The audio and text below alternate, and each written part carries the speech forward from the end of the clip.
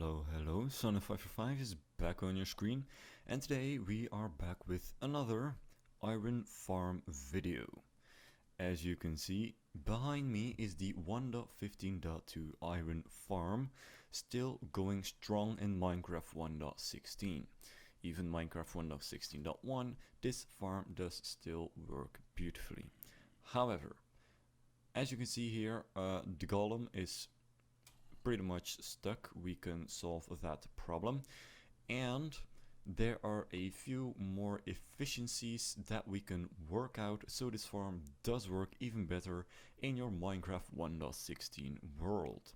So without further ado, we are going to start building that farm.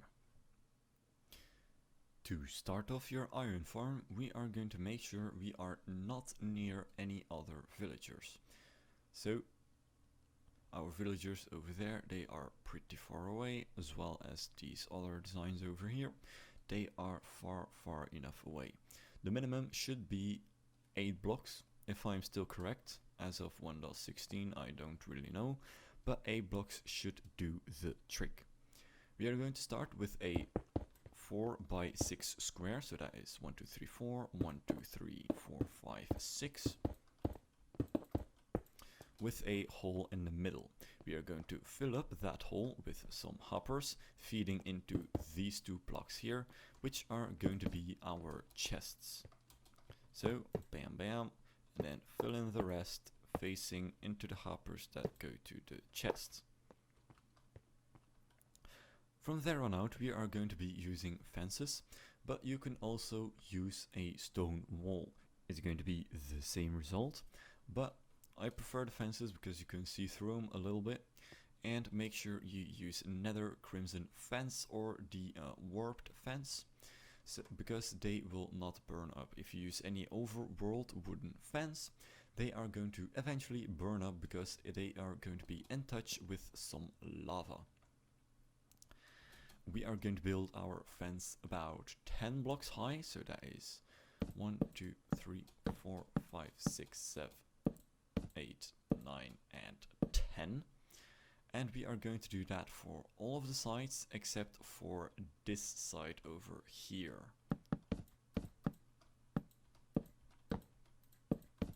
Like this, but 10 blocks high.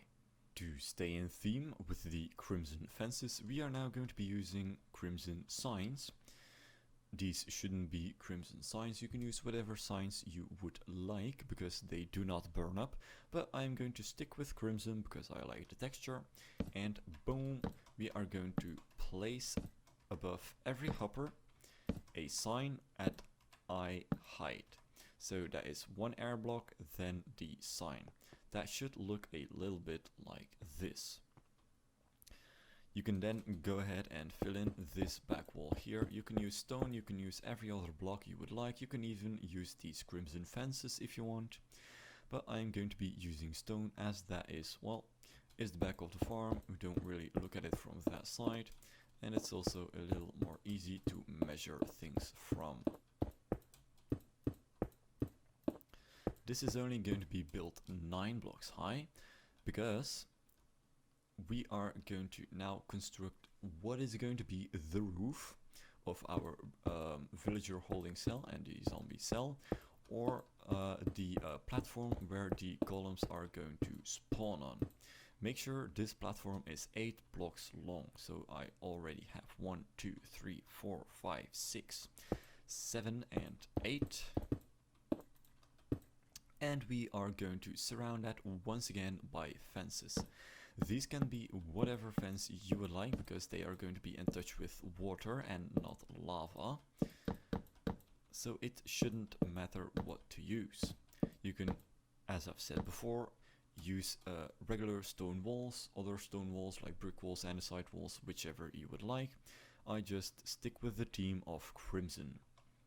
We are then going to be placing water at the ends here, and make sure it does not overflow to the killing chamber of the golems. So if you are now in survival, you would be punching a hole through the fence and be placing above the signs. Make sure it is above the signs some lava sources. It can be 1, it can be 2, it can be how many you want, at a maximum of 8. But I'm going to be placing just these 4 here. And that is going to kill off our iron golems that are going to come from above. Now, make sure you do not make the same mistake as I did back there, and that is building the chamber for the villagers and zombie too low. What is going to happen when you do that? Well, iron golems are going to be able to spawn around you on the ground and not here in this water flow system here. And essentially they're going to walk around your base, and that is not really a well, not really a good thing, because your farm is not going to work and you are going to be stuck with these nasty golems. So what you want to do next, once you've built this complete structure here, you're going to count from here 1, 2, 3, place a block. Then we can fill that in, 6 blocks long, so that is 1, 2, 3, 4, 5, 6. Fill that platform in, just like so.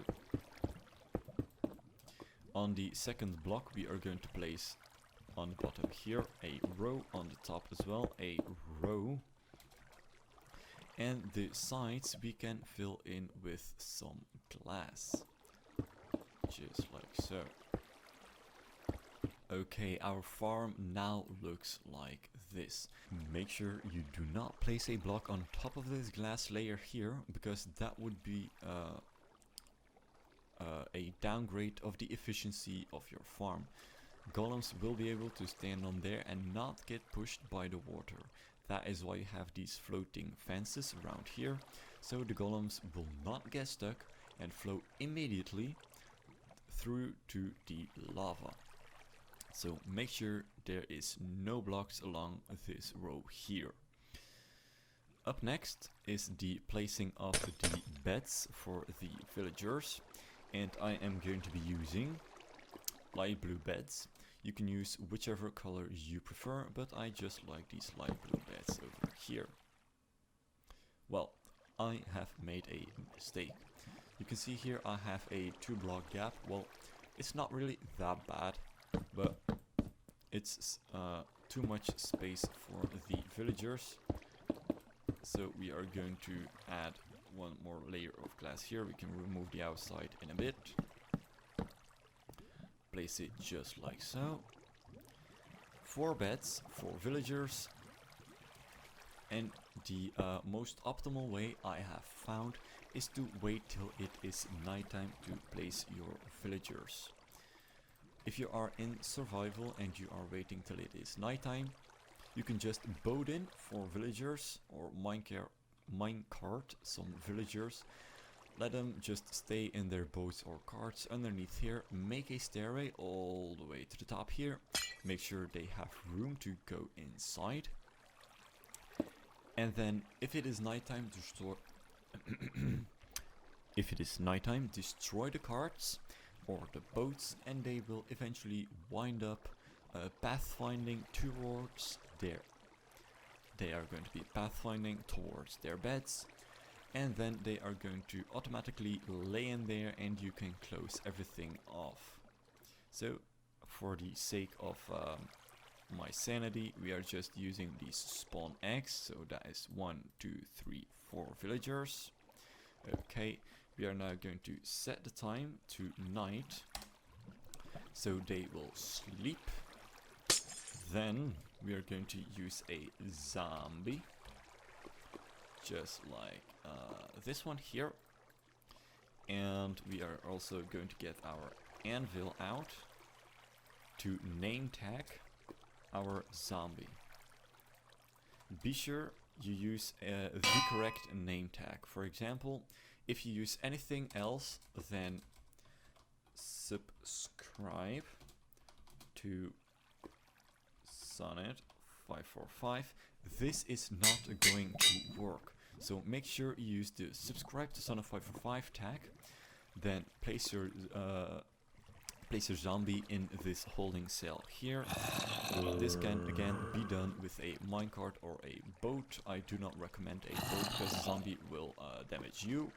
So name your zombie, this subscribe to Sonic545, and you can see immediately a golem fell into this lava pit right here. That means, because our villagers have already slept, that our farm is now active. It is way more simpler than our previous farm, which used redstone clocks, which used some form of workstation for our villagers.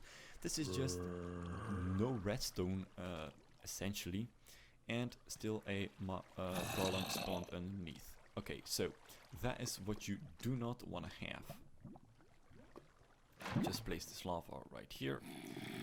Now a quick solution for this is to place slabs all on top of the ground.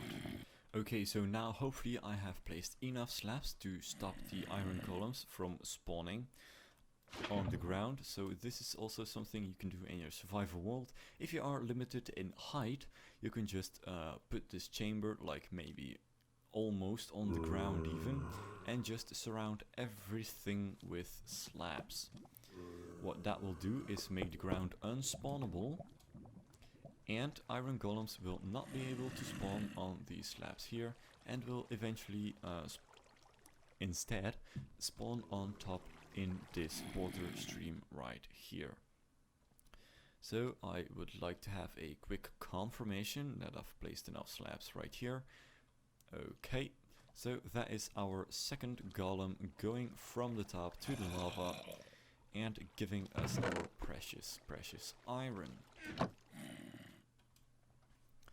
I am now going to AFK for a bit whilst placing, well, maybe some more slabs onto the front here, and I'm going to be back in a few minutes, could be 10, could be 25, and see how many drops that we have earned. So chest is now empty. I'm going to start a timer, and I'll see you in a second.